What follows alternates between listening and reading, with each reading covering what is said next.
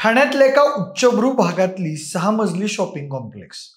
16 September रोजीच्या सकाळी त्या इमारतीच्या टेरेसवर एका माणसाची बॉडी आणि त्या बॉडीजवळ छाटून ठेवलेलं मुंडकं आढळून आलं. दरम्यान ते भयानक दृश्य पाहिल्यानंतर कॉम्प्लेक्स मधल्या लोकांनी तात्काळ पोलिसांना खबर दिली. त्यानंतर पोलीस घटनास्थळी हजर झाले आणि त्यांनी चौकशी केली. चौकशीत कळलं की ज्याचं मुंडकं छाटण्यात आलंय तो कॉम्प्लेक्स मधील सिक्युरिटी गार्डचा सुपरवायझर आहे. पण त्या सुपरवायझरची कोणासोबत नेमकी काय दुश्मनी होती, का त्याला इमारतीच्या टेरेसवर नेऊन त्याची इतकी निर्घृणपणे हत्या करण्यात आली, कसं उघडकीस आलं ठाण्यातलं हे भयानक हत्याकांड, त्याचीच ही सगळी गोष्ट. नमस्कार, मी प्रथमेश आणि तुम्ही पाहताय विशेष भारी. मंडळी, मिळालेल्या माहितीनुसार ठाण्याच्या कोलशेतमध्ये हे संबंधित शॉपिंग कॉम्प्लेक्स आहे. त्या शॉपिंग कॉम्प्लेक्सच्या छतावर म्हणजेच टेरेसवर 16 सप्टेंबर रोजी एका अज्ञात व्यक्तीची बॉडी दिसून आली. ती बॉडी रक्ताच्या थराळ्यात पडली होती आणि त्याच्या शेजारी मुंडकं छाटून ठेवण्यात आलं होतं. तसंच मृतदेहाच्या चेहरा, गळा, पाठ आणि डोक्यावर जखमा दिसत होत्या आणि गच्चीवर बऱ्याच ठिकाणी रक्त पसरलेलं होतं. सोमवारी सकाळी 9 वाजता हा प्रकार समोर आला आणि ते भयानक दृश्य पाहिल्यानंतर तिथल्या नागरिकांमध्ये भीतीचं वातावरण पसरलं आणि त्यांच्यापैकी काही जणांनी तात्काळ पोलिसांना कळवलं. त्यानंतर घटनास्थळी लगेचच परिमंडळ 5चे पोलीस उपायुक्त अमरसिंह जाधव, कापूरबावडी पोलीस ठाण्याचे वरिष्ठ पोलीस निरीक्षक श्रीराम पोळ, सहाय्यक पोलीस निरीक्षक संतोष पिंपळे आणि वागळे इस्टेट गुन्हे शाखेचे वरिष्ठ पोलीस निरीक्षक विकास घोडगे यांचं पथक पाहणी करायला पोहोचलं. त्यांनी सुरुवातीला बॉडी पाहिली, आजूबाजूच्या गोष्टींचं बारकाईनं निरीक्षण केलं, काही धागेदोरे हाती सापडतायत का ते पाहिलं.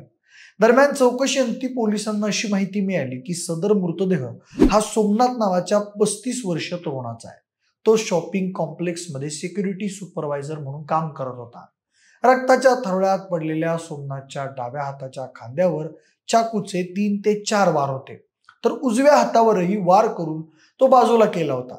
पुढे कापूरबावडी पोलिसांनी तात्काळ इमारतीच्या पदाधिकाऱ्यांकडे चौकशी सुरू केली. त्यांच्या चौकशीनंतर संबंधित इमारतीमधील सर्व सीसीटीव्ही कॅमेऱ्यांच्या रेकॉर्डेड फुटेजची पडताळणी करण्यात आली. तेव्हा पोलिसांना समजलं की मृत सुपरवायझर सोमनाथ हा लिफ्टमॅन आणि सुरक्षा रक्षकाची जबाबदारी पार पाडणाऱ्या प्रशांत कदम सोबत रात्री 9 ते 10 वाजताच्या दरम्यान इमारतीच्या गच्चीवर गेला होता. मंडळी, त्या सुरक्षा रक्षकाचं नाव प्रशांत कदम की प्रसाद कदम याबद्दल ठोस माहिती मिळू शकली नाही. त्यामुळे आपण इथून पुढे त्याचा उल्लेख आरोपी कदम असा करूया. त्यानंतर त्या दोघांचं परत येतानाचं फुटेज पोलिसांनी तपासलं. त्यावेळी मात्र आरोपी कदम हा एकटाच गच्चीवरील पायऱ्यांवरून खाली येताना दिसला.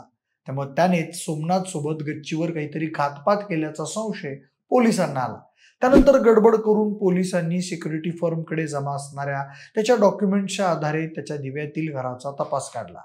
पोलीस त्या ठिकाणी पोहोचले, पण आरोपी कदम हा त्याआधीच तिथून गायब झाला होता. कदम सापडला नाही.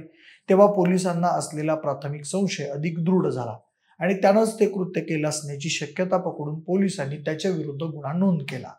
ठाण्यातील कापूरबावडी पोलीस स्टेशनच्या हद्दीत हा गुन्हा नोंद झाल्यानंतर गुन्ह्याची तीव्रता पाहता पोलिसांनी तातडीनं आरोपी कदमला पकडण्यासाठी तपास सुरू केला.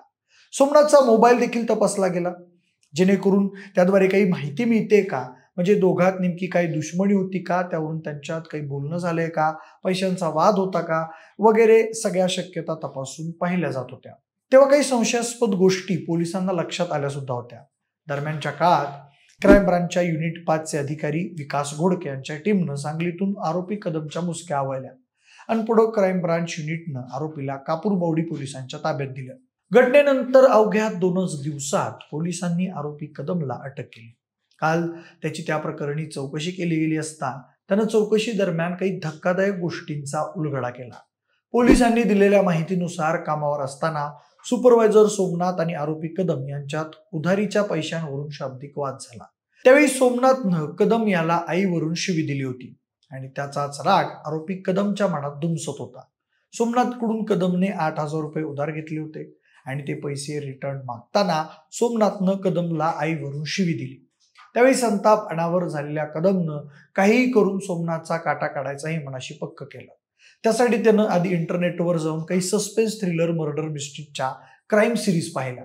त्यात हत्या कशा रीतीनं केली जाते, हत्या केल्यानंतर कसं पळून जायचं असतं, हत्यार कुठून आणायचं आणि मर्डर केल्यानंतर हत्यार कसं लपवून ठेवायचं, हे सगळं त्यानं ते क्राईम सिरीज पाहून ठरवलं. त्यानंतर त्यानं रात्री ठरवून सुपरवायझर सोमनाथला टेरेसवर नेलं आणि तिथं सोबत आणलेल्या हत्यारानं सोमनाथवर वार केले. आधी त्याचा गळा चिरून मग त्याच्या शरीरावर इतरत्र वार केले. सोमनाथ जमिनीवर कोसळताच कदमनं त्याचं शिर छाटलं आणि तो घटनास्थळावरून फरार झाला. हे सगळं सांगत असताना पोलिसांना आरोपी कदमचं मानसिक संतुलन ठीक नसल्याची शंका आली. काल कापूरबावडी पोलिसांनी आरोपी कदमला कोर्टात हजर केलं असता कोर्टानं त्याला 26 सप्टेंबर पर्यंत पोलीस कोठडी सुनावली आहे. दरम्यान पोलिसांनी तपास केला असता अजून हत्या करण्याकरता वापरलेलं हत्यार अजूनही हस्तगत झालं नसून त्या हत्याराचा शोध कापूरबावडी पोलीस घेत आहेत. आता त्या प्रकरणाचा पुढील तपास पोलिसांकडून सुरू आहे. मंडळी, 8,000ची वसुली, त्यातून आईवरून दिलेली शिवी आणि क्राईम सिरीज पाहून केलेलं हे भयानक हत्याकांड. आता येत्या काळात या सस्पेन्स थ्रिलर घटनेवर आणखी एक क्राईम सिरीज बनली तर नवल वाटायला नको. तुमचं याबद्दल नेमकं काय मत आहे ते आम्हाला कमेंट्समध्ये नक्की कळवा. सोबतच आपल्या विशेष जुबारी या यूट्यूब चॅनलला देखील सबस्क्राईब करायला विसरू नका. धन्यवाद.